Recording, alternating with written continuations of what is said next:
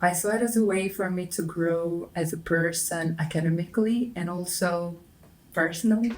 Hi guys, I'm Inga from educations.com. Welcome to our Q&A interview where international students share their experiences. Today with me is Suci from Indonesia. She studied international marketing in Sweden. So, how did you choose Sweden? I've read a lot about Sweden in many articles and how its commitment to education, inclusion, sustainability, work-life balance, and that's exactly the country that I'm looking for personally and academically.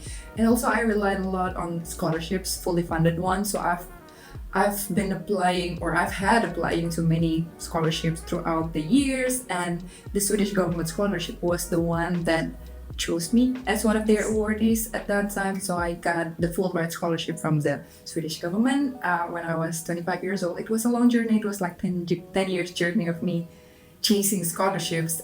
All right, why did you choose Halmstad University to study international marketing? What drew me to Halmstad University was how practical and globally oriented the program seemed. It has a lot of mix between theory, practical impact, real world business challenges, international perspective, and also the marketing side of businesses, which was something that I was looking for. And the city itself is a very student friendly and has a great vibe. I'm super interested. What were the best parts about studying abroad? For me, study abroad is more than just academics. I've learned so much through daily life, adapting to new cultures, meeting people from around the world, trying new foods, exploring new cities, sharing food from home. I think those have been the meaningful ones. It's a mix of challenge, growth, and everyday life that I like the most about it. When it comes to classrooms, I love having a group work discussion with friends or classmates from different backgrounds. How did you prepare for your studies abroad? I did a lot of research from scholarships and visa processes to student life in each country that I was applying to. Since I applied to multiple study destinations, and also I reached out to alumni and online communities. Do you know any interesting traditions in Sweden?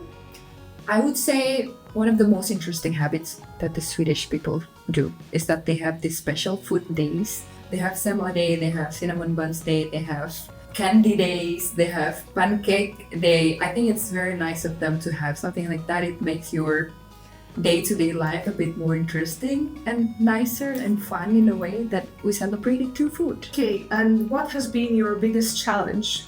At the start was speaking English every day. I was so nervous about it, and I remember, I think in the initial days I arrived in Sweden, I tried to avoid to go out of my room. I think I tried to be in my room for 2 days. I was afraid that I'm gonna speak bad or did a lot of mistakes in my English pronunciation and stuff like that. So it was, I would say, a big challenge for me in the beginning. But then I got used to it. I learned to speak more with my dorm mates, my classmates, and then I got more comfortable in speaking English. I think many Indonesian students wonder what is the visa application process like. I did everything online, so I just uploaded my documents.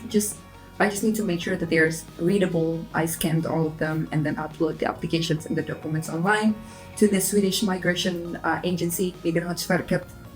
And then I waited for the decision whether they approved my visa or not. And after they approved it, I went to the embassy and then get the biometrics. And then I got my card, my residence permit card, and then all good. I started booking flights and so on.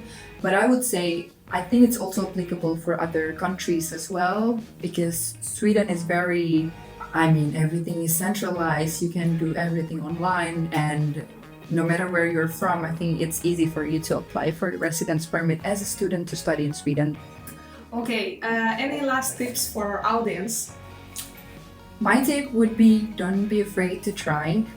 Preparing to study abroad can feel overwhelming sometimes. You need to read a lot of informations and then prepare the documents and then look into the deadlines and ask a lot of people. And I think for fellow Indonesians especially, you need to remember that you deserve to get the scholarship or to study abroad. Don't be shy. Keep trying. One day you will land to the country of your study dream destination. So yeah, be brave. That is so heartwarming advice. And like this is coming from somebody who tried for 10 years to get scholarship and succeeded. I did. So never give up. Okay, thank you, Suci, so much for sharing your experience with our audience, with me. Thank you for your time today. Thank you for having me. I hope it's useful for everyone who's planning to study abroad. So good luck and keep fighting. If you need peer-to-peer advice, reach out to Suci on her Instagram. To find out more how to apply to study abroad, check out the link in the description.